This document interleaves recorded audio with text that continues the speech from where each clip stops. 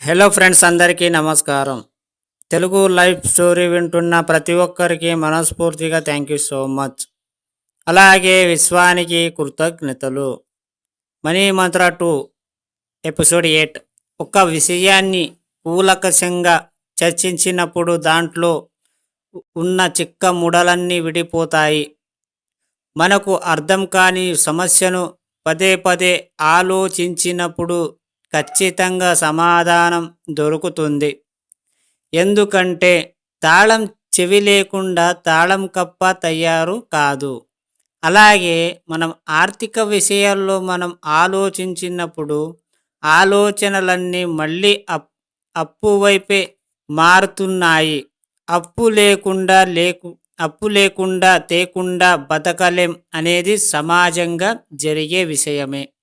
అంటే మనము సరైన తాళం చెవి వెతకడంలో పొరపాటు చేస్తున్నాం. ఇప్పటి వరకు ఎన్నో తాళం చెవిలతో ట్రై చేశారు, కానీ లాభం లేదు. ఒక్కసారి మనం సబ్జెక్టు చూద్దాం. పడుకునే ముందు మీకు కావాల్సిన ప్రశ్నకు సమాధానం మీ సుప్త చేతనకు అడగండి. ఎస్, సామాన్యంగా ఎగ్జామ్స్కి ప్రిపేర్ అయ్యే వ్యక్తి రాత్రిలోనే ఎక్కువగా మేలుకొని చదువుతూ నిద్రపోతాడు.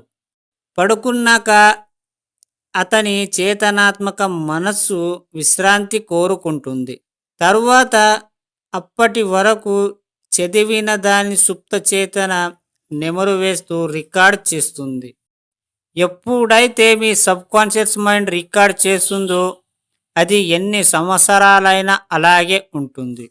తరువాత అప్పటి వరకు చదివిన దాని సుప్త చేతన నెమరు వేస్తూ రికార్డ్ చేస్తుంది.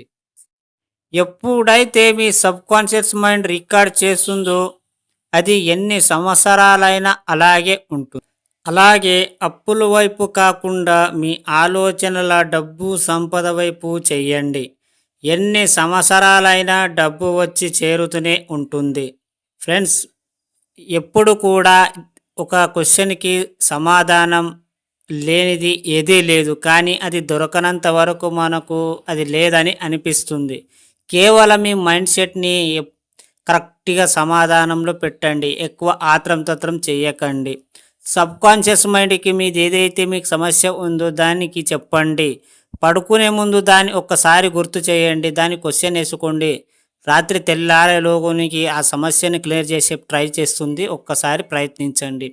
ఇక్కడ ఏమిటి అంటే మనం సమాధానం ఒక ఏదైనా ఒక సమస్య వచ్చినప్పుడు దానికి పరిష్కారం లేదని ఎప్పుడైతే అనుకుంటామో అది ఎప్పటికీ దొరకదు. ఉంది అని నువ్వు ఎప్పుడైతే పాజిటివ్గా థింక్ చేస్తావో నీకు ఖచ్చితంగా నీకు అది దొరుకుతుంది. ఎప్పుడైతే దాన్ని నువ్వు నమ్మాలి, సబ్కాన్షియస్ మైండ్ నమ్మించాలి. ఇది దానికి పరిష్కారం దొరికినందుకు విశ్వానికి కృతజ్ఞతలు అని మీరు నీ సబ్కాన్షియస్ మైండ్కి మీరు నమ్మించేలా చేయాలి. పదే పదే చెప్పాలి. అలా చెప్పినప్పుడు ఏదో ఒక రూపంలో మీకు ఖచ్చితంగా మీకు అది చేస్తుంది. ఎందుకంటే మీరు చూడండి టెక్నాలజీ ఎలా పెరుగుతుంది. మనకి సమస్య ఒకసారి చేసే రాదు, 2 సార్లు చేసే రాదు. దాన్ని ప్రతిసారి మీరు పదే పదే ఊహించుకోవడం వల్ల అది ఖచ్చితంగా మీకు సమాధానం దొరికినట్టు ఊహించుకోండి అంతే. ఆ పరిష్కారం క్లియర్ అయినట్టు మీరు కలలు కనండి. జస్ట్ లీవ్ ఇట్ అంతే. కలలు కంటూనే పోండి, ఖచ్చితంగా అవుతుంది. వినే వాళ్ళకు కొంచెం డిఫరెంట్గా ఉండొచ్చేమో మేబీ.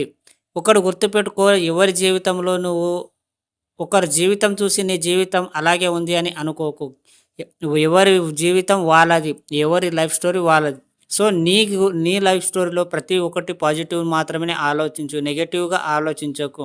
తాళం చెవి లేకుండా తాళం తీయలేం. ఒకవేళ తాళం ఎక్కడైనా పోగొట్టుకోపోతే దాన్ని ఎలాగోలాగా ఇరిగి తీస్తాం, లేదా దాన్ని కొట్టి తీస్తాం, లేదా అది తాళం చేయి ఖరాబ్ చేస్తుంది, మొత్తం ఖరాబ్ చేసుకొని ఎట్లాగో అలాగా డోర్ తెరుచుకుంటుంది కదా.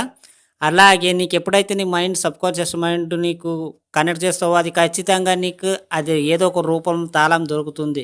ఒకవేళ దాన్ని పట్టించుకోకుండా ఎలా పడితే అలా నువ్వు ఆగమాగం అయిపోతావు అనుకో, నువ్వు లాస్ట్కి నువ్వు ఏదో ఒకటి తాళం ఏదైనా ఒక రాయితోటి లేదా ఏదో ఒకటి ముళ్ళతోటి నువ్వు దాన్ని చెడిపోయేలా వస్తుంది. అర్థమైంది అనుకుంటా ఇంత సింపుల్గా. ఈ స్టోరీ విన్న ప్రతి ఒక్కరికి మనస్ఫూర్తిగా థ్యాంక్ యూ సో మచ్. అలాగే విశ్వానికి కృతజ్ఞతలు.